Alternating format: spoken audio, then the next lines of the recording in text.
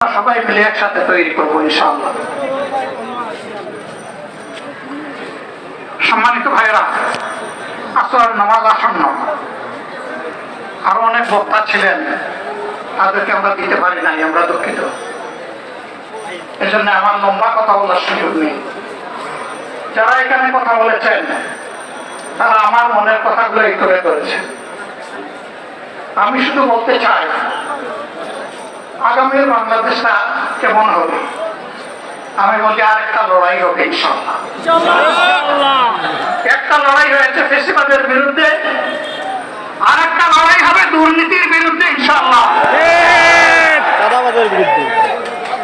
এই দুর্নীতির মূল উৎপাদন করার জন্য যা দরকার, আমরা তারুণ্য এবং যৌবনের শক্তিকে একত্রিত করে সেই লড়াইও ইনশাআল্লাহ বিজয় লাভ করব।